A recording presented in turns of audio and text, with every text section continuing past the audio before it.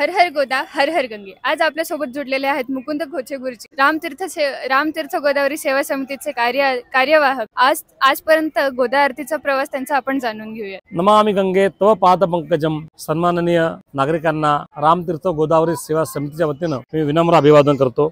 मंडळी, गोदावरीचा प्रवाह जसा अविचल आहे, अखंडित आहे, लघु स्वरूपातून तो महाप्रवाहाकडे पुनीत झालेला आहे। अशाच प्रकारे आरतीचा प्रवाह देखील अशाच प्रकारे छोट्या रूपातून मोठ्या रूपाकडे आज स्थलांतरित होतो आहे। सांगायला खूप आनंद वाटतो। जेव्हा आरती करायचं ठरवलं तेव्हा काही व्यक्तींनी आम्ही एकत्र आलो, चर्चा केली आणि ठरलं की समाजातल्या सगळ्या घटकांना आपल्या सोबत घ्यायचं आहे आणि म्हणून ज्ञाती विशेष न ठेवता सगळ्या समाजातल्या सगळ्या ज्ञातींना सोबत घ्यावं आणि त्यांच्या समवेत आरतीचा आरंभ करावा असं मनात ती ठरवलं। ती खुणगाड बांधली आणि अनेक ज्ञातींच्या मान्यवर लोकांना आपण या आरतीशी जोडलं। पहिल्या दिवशी आपण ठरवलं होतं की या आरतीमध्ये महिलांना, माता भगिनींना स्थान असावं, कारण गोदावरी सुद्धा एक देवी आहे आणि आपण फक्त बेटी बचाव बेटी पढाव असं फक्त म्हणतो, पण प्रत्यक्ष आपल्यात ही समानता आपल्या जीवनामध्ये येऊ शकेल का असा विचार करून आम्ही या माता भगिनींना आरतीमध्ये स्थान देणं निश्चित केलं। पण आरतीचा संबंध हा भाव जागृतीशी आहे। नाशिक महानगरातले अनेक भाविक जे अनेक ज्ञातींचे आहेत, अनेक समाजाचे आहेत, या गोदावरीशी आई म्हणून जोडले गेलेले आहेत आणि म्हणून या सगळ्या समाज घटकांना सोबत घेऊन ही आरती करावी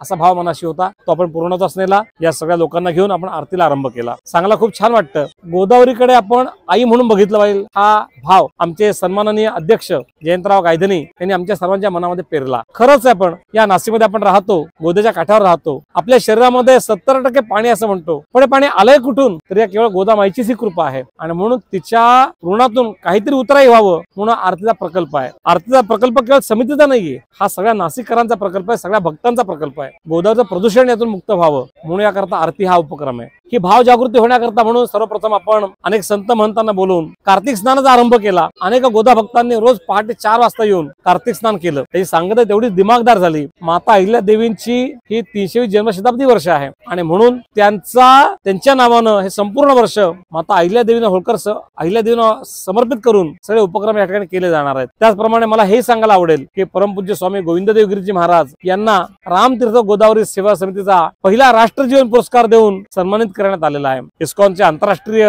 समन्वयक पूज्य गौरांग प्रभूजी आणि विश्वमांगल्य सभेचे अध्यक्ष पूज्य संत जितेंद्रनाथ महाराज हे देखील या कार्यक्रमाला आवर्जून उपस्थित होते आणि आजचे भव्य आणि दिमागदार असा कार्यक्रम या गोदामाईच्या पदराखाली आपण संपन्न केला। मला सांगायला आनंद वाटेल आपल्या सगळ्यांना की आरती हा एक छोटा भाव आहे, त्यातला भाग आहे फक्त, पण इथे असला जो तरुण आहे या तरुणावरती राष्ट्र जीवनाचे संस्कार व्हावेत हा मूळ आरतीचा उद्देश आहे आणि आम्हाला सांगायला अभिमान वाटतो की आज जवळपास 500 पेक्षा जास्त अधिक संख्येने ही तरुण मंडळी आमची जोडली गेलेली आहेत आणि गोदावरीच्या सेवेमध्ये हे सगळेजण नित्य सहभाग घेत असतात। महिन्याच्या शेवटच्या रविवारी जवळपास 300 सेवकांसहित आपण गोदावरीची स्वच्छता करण्याचा एक अल्पसा प्रयत्न करत असतो। पण केवळ गोदाच्या काठ्यावरती झाडू मारणं नव्हे तर आतून गोदावरीची स्वच्छता व्हावी म्हणून प्रत्यक्ष नदी पात्रामध्ये उतरून देखील निर्माल्य काढणं, कचरा काढणं असे देखील उपक्रम या समितीच्या मार्फत आपण सगळे करत असतो। खरं तर आज चेहरा म्हणून मी आपल्या समोर उभा आहे, पण आमच्या या कार्याच्या मागे असंख्य हात, जसं पुरुष सूक्तामध्ये सहस्रशीर रेखा असं वर्णन केलं आहे, अशा हजारो हातांनी,